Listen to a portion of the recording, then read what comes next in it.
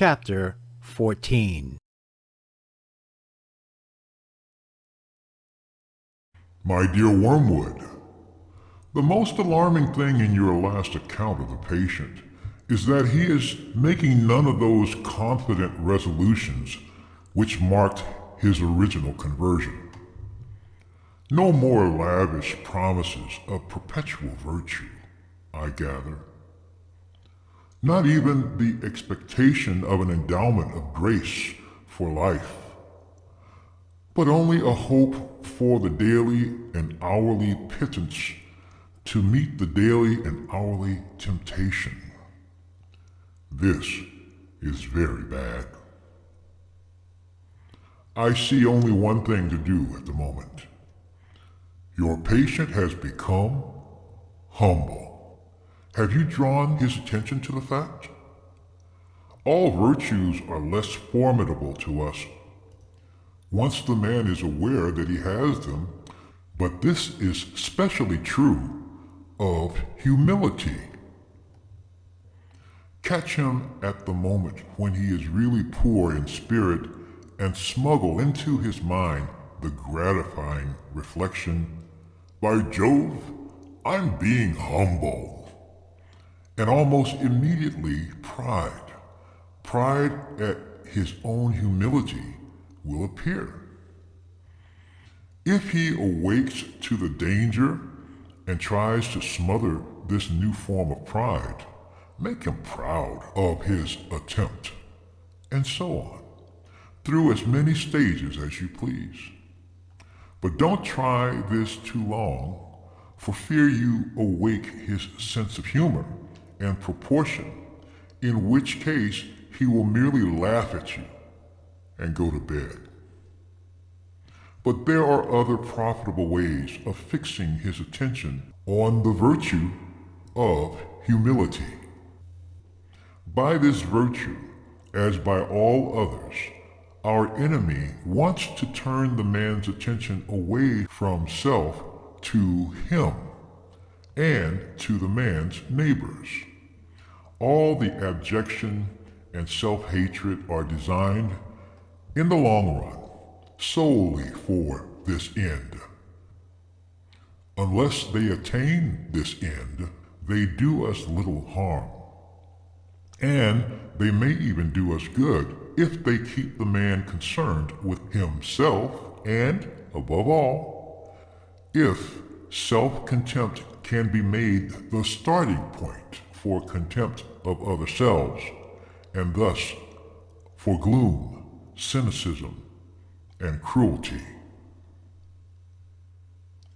You must therefore conceal from the patient the true end of humility.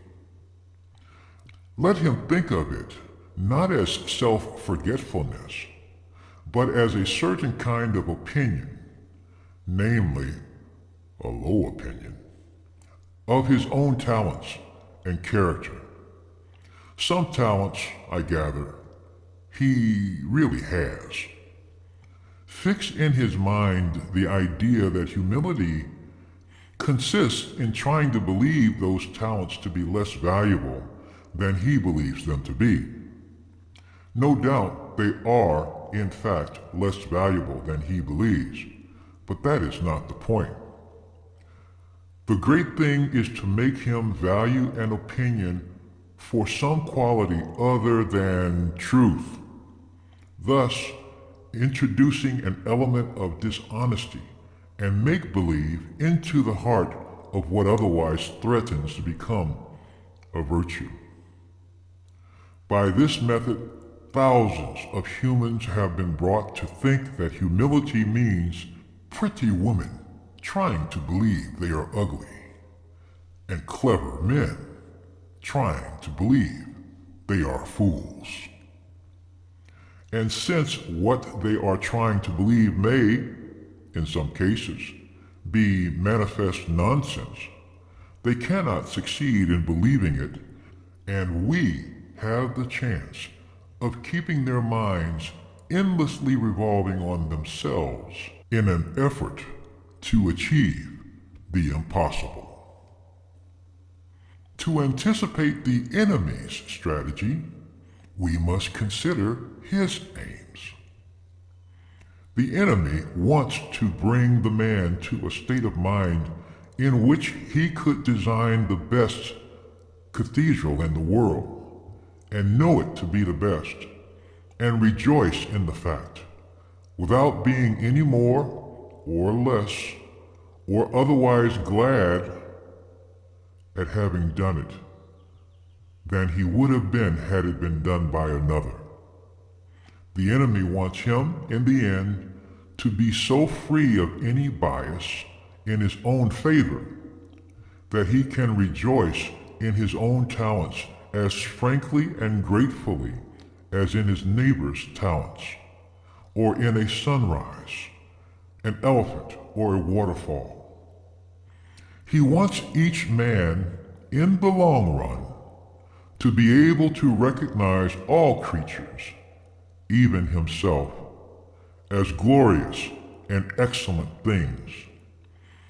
He wants to kill their animal self-love as soon as possible. But it is his long-term policy, I fear, to restore to them a new kind of self-love, a charity and gratitude for all selves, including their own. When they have really learned to love their neighbors as themselves, they will be allowed to love themselves as their neighbors. For we must never forget what is the most repellent and inexplicable trait in our enemy. He really loves the hairless bipeds he has created and always gives back to them with his right hand what he has taken away with his left. His whole effort, therefore, will be to get the man's mind off the subject of his own value altogether. He would rather the man thought himself a great architect or a great poet and then forgot about it, than that he should spend much time and pains trying to think himself a bad one. Your efforts to instill either vainglory or false modesty into the patient will therefore be met from the enemy's side with the obvious reminder that a man is not usually called upon to have an opinion of his own talents at all, since he can very well go on improving them to the best of his ability without deciding on his own precise niche in the temple of fame. You must try to exclude this reminder from the patient's consciousness at all costs. The enemy will also try to render real in the patient's mind a doctrine which they all profess but find it difficult to bring home to their feelings. The doctrine that they did not create themselves, that their talents were given them, and that they might as well be proud of the color of their hair. But always, and by all methods, the enemy's aim will be to get the patient's mind off such questions, and yours will be to fix it on them. Even of his sins, the enemy does not want him to think too much. Once they are repentant, the sooner the man turns his attention outward, the better the enemy is pleased. Your affectionate uncle, Screwtape.